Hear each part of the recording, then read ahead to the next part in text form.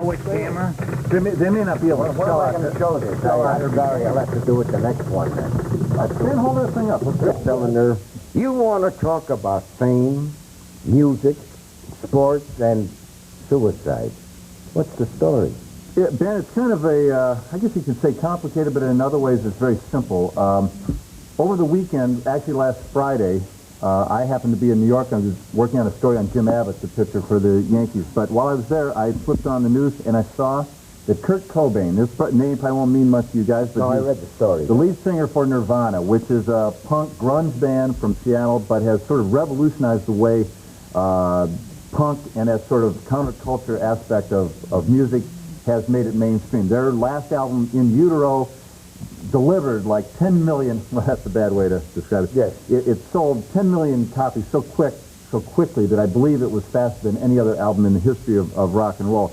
Kurt Cobain shot himself, was found dead in Seattle. He was 27 years old. He joined, as his mother said, that stupid club, which are other young rock stars who have died young. Jimi Hendrix, Janis Joplin, and Jim Morrison of the Doors, of course, and many others. But the thing that links us to sport, and I was so captivated by this, I just had to, I watched MTV for hours then, the same way I watched when I was in LA and the riots occurred 2 years ago. I just couldn't turn the TV off. Watching the reports on him, the unplugged sessions from MTV. So many of these athletes now are approximately the same age as a guy like Kurt Cobain, 27 years old. Generation X, if you will. They look up to rock stars in a way that rock stars look up to the athletes. There's this kind of parallel universe, even though these two groups were very antagonistic, say, in high school. Kurt Cobain became a rock star because he came from a little town called Aberdeen, a logging town in Washington, and part of his problem was, he said, if you're not a jock, you're nothing. And you see a guy like Jack McDowell, who worships, and in fact has his own rock band. He worships these sort of counterculture bands because they are what the athletes are not. Cannot be. Cannot be. Exactly. So there's an envy. There is they are one thing that you can't be in conversely. But also the athlete is something that the rock star probably tried out for the team. Look, this other very fashionable grunge band, rock band from Seattle, a huge band, Pearl Jam, their former name used to be Mookie Blaylock. These guys have such respect for Mookie Blaylock, the basketball player. So what does this all mean? I see also the troubled young athletes. I think of Darryl Strawberry. I think of Louis Billups, the former, just retired from playing football, played for the Cincinnati Bengals, who just died in a car wreck going 100 miles an hour. I consider that a suicide. I think what of about Jeff Alm of the Houston Oilers, who recently killed himself. I think of what about Canseco, who said he thought about suicide, and Ken Griffey, who said that he attempted suicide. This age is such a fragile, delicate age when you're in your 20s, Ben. Well, and I feel for these rock stars in this time. And also put the other ingredient there, where you have all this fame. Yeah, absolutely. Coming, just poured on you. You know that is a large measure of Darryl Strawberry's problem right now. I also think of Eric Shaw. Now, here was a guy who was a very eccentric. Glad you brought that up. The number one pitcher in the history, I believe, of the San Diego Padres, and he essentially killed himself just a couple of weeks ago with a drug overdose.